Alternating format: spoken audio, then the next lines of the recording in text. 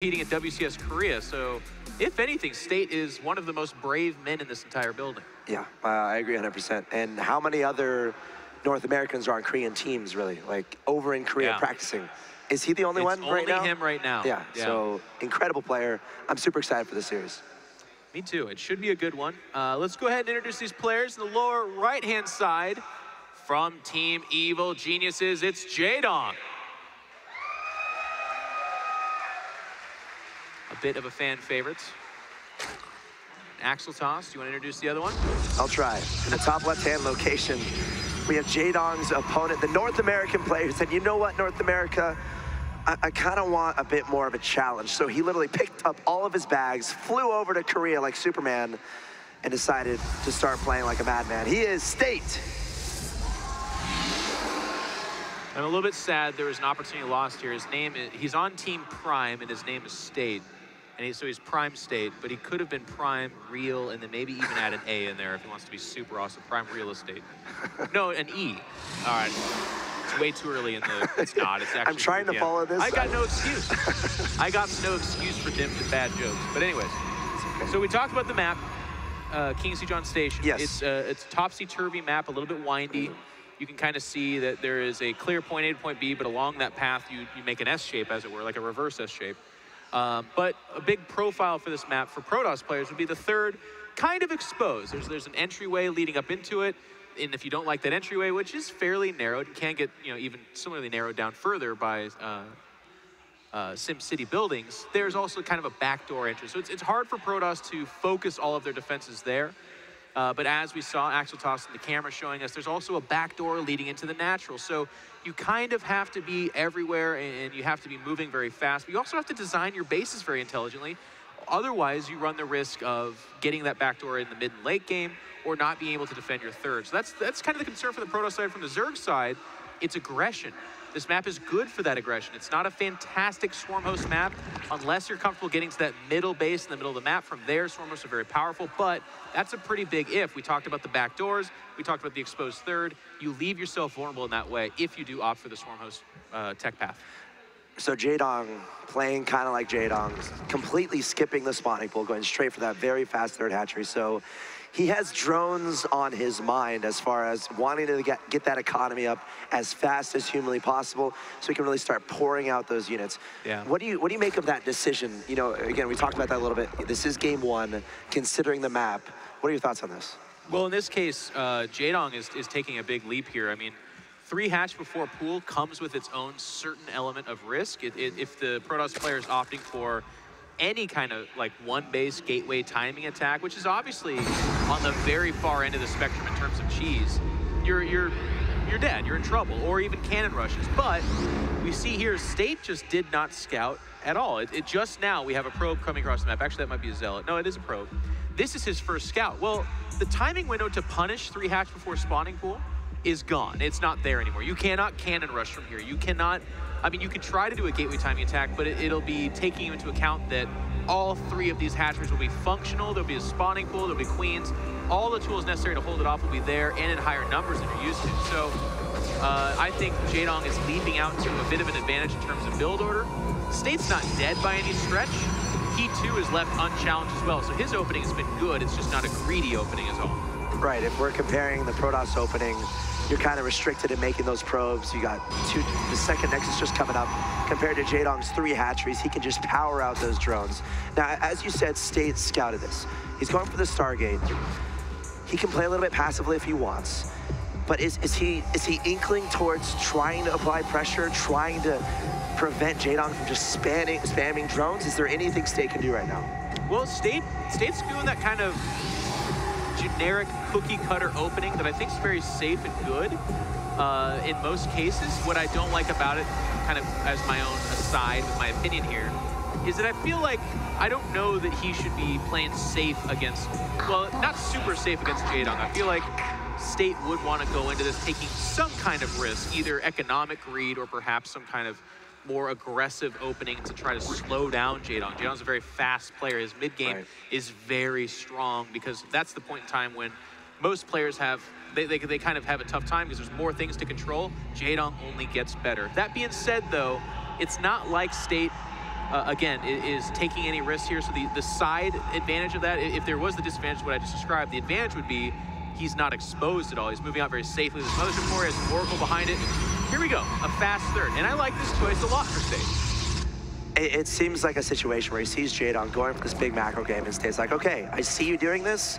I'm going to stay safe, but I'm able to get a bit of a faster third. So now we're going to see if Jaedong tries to do anything to pressure that third. Hold that thought, though. State coming over to this third base with an Oracle. I really like this. Get the Stalker here as well to supplement.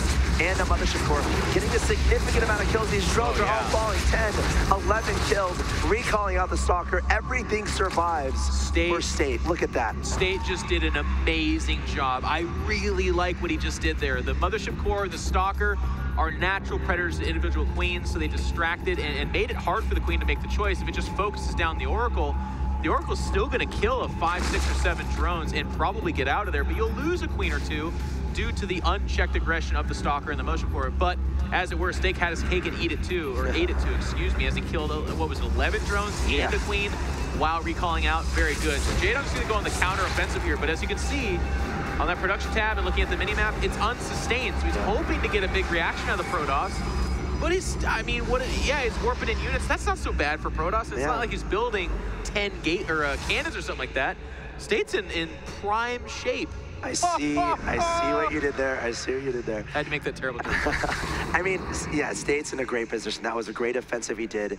And as a Zerg player, to kind of try to put this in easy words for everyone to understand, Jaedong, 3 hatcheries, right? You power up those drones, and then you just want to mass out the units. There's a situation where State got in the middle of that. He started killing all those drones, and then Jaedong was in a situation where when he wanted to make a bunch of units, he's forced to mix in the drones. So in a situation where he wants to pressure this third base from State and hopefully kill it, that's completely taken out of the equation after he loses all those drones, because he has to replace those drones. If he doesn't replace those drones, it's an all-in, and Jaedong doesn't want to do that at this point.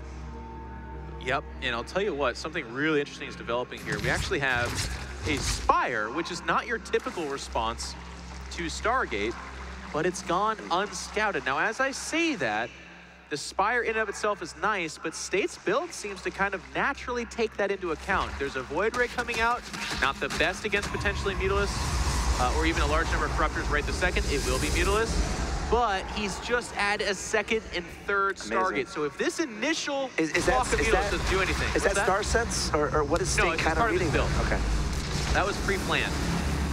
He might be a little bit suspicious because he sees these same like 5 roaches and lings kind of like touring around the map. That's tricking nobody, Jaedong. In fact, that's got to be a red flag for State. Okay, coming in. He sees the mutas at the Nationals, so knows exactly what's going on. Immediately adding on Phoenixes in the production tab. Also has that Aero Weapons level 1 coming. And Jaedong, there's a timer here. He wants to get damage done with these mutas. He spent so many resources on the mutas, but State is in a prime position to deal with it.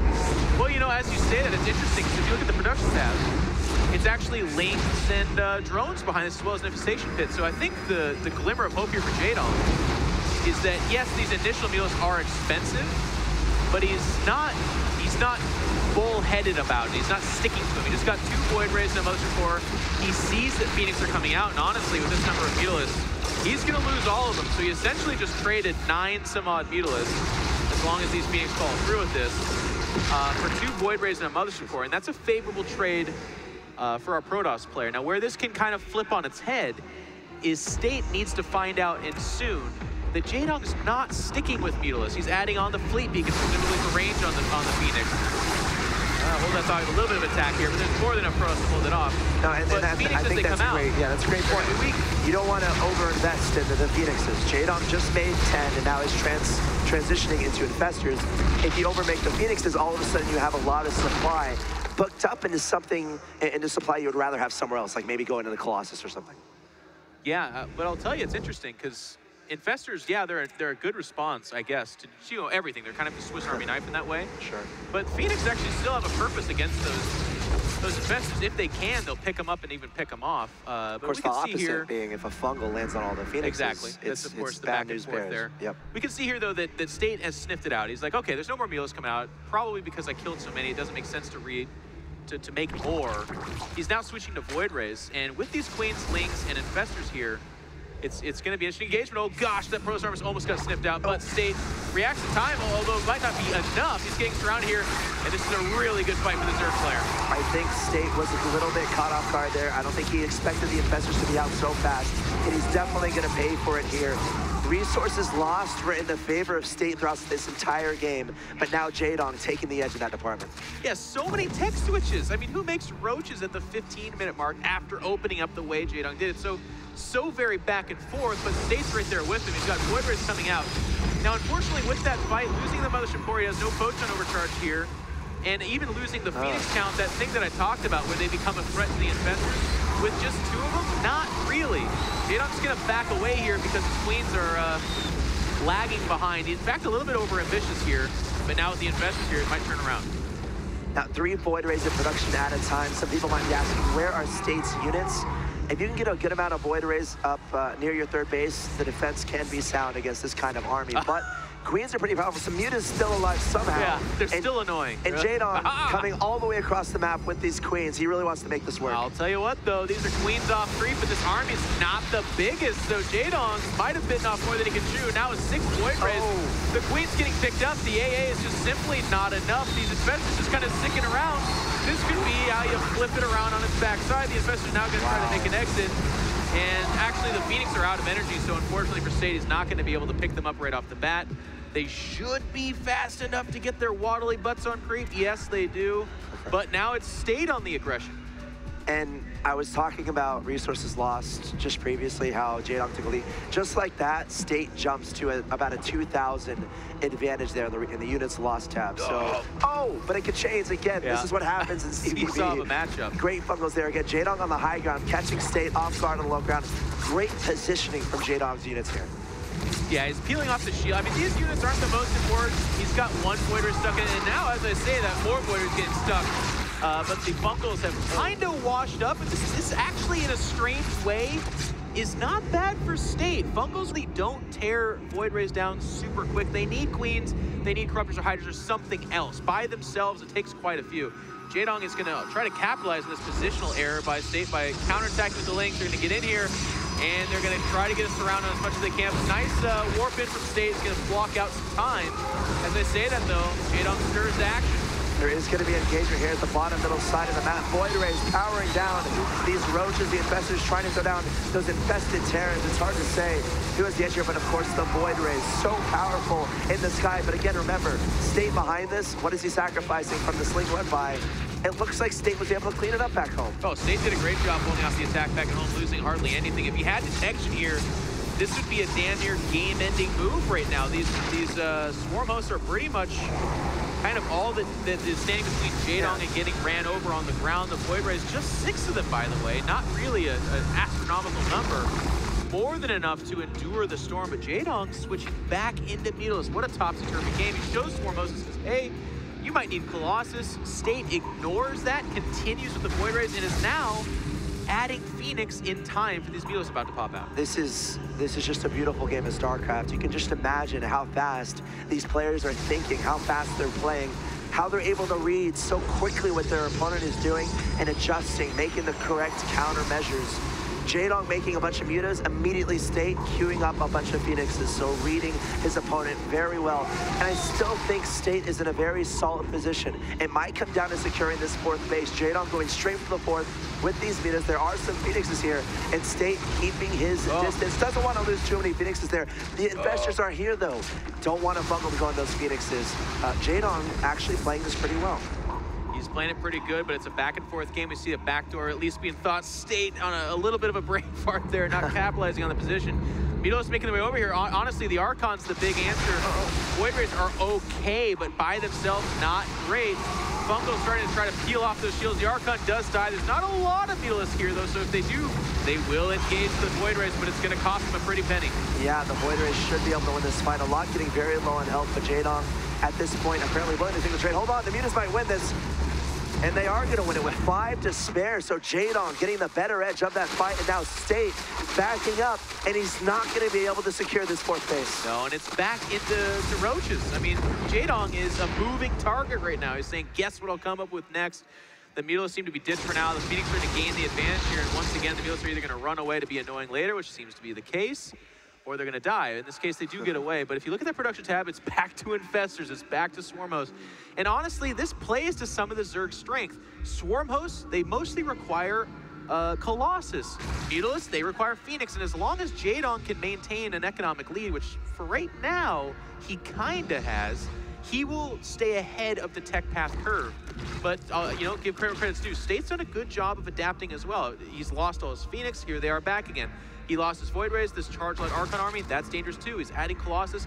He's getting to the point in time where he can be that all-encompassing Protoss death ball. And speaking of that, like, the key number of bases you need for that, I feel, is about 4.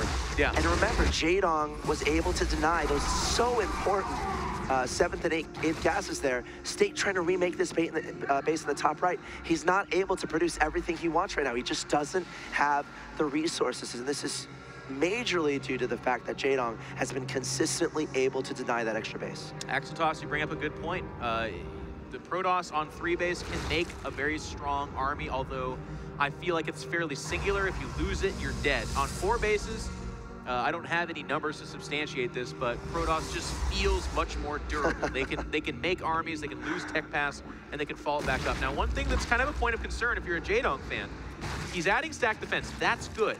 Swarm Host, good. But he's adding Corruptors, and he's already seen that he's facing a 3 Stargate opponent that has just now switched back into Void Rays. Void Rays, they do not mess around. They make short order of those Corruptors, and unless they have tremendous investor support, which they do have available to them, they will die. Yes, very accurately said. I mean, it's a game of positioning in a big way at that point.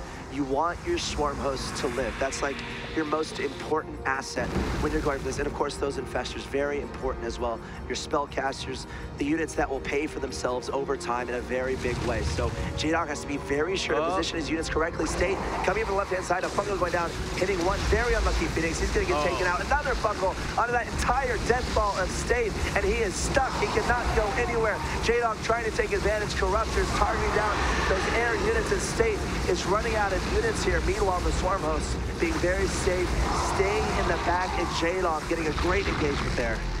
And I'll tell you what, that was a good fight for Jaedong, but you can see how costly it was. Some of his Infestors getting stuck behind a Locust kind of creep wave, as it were. The Corruptors almost evenly trading with an inferior number of Void Rays. I mean, never mind. That's going to be all she wrote. State taps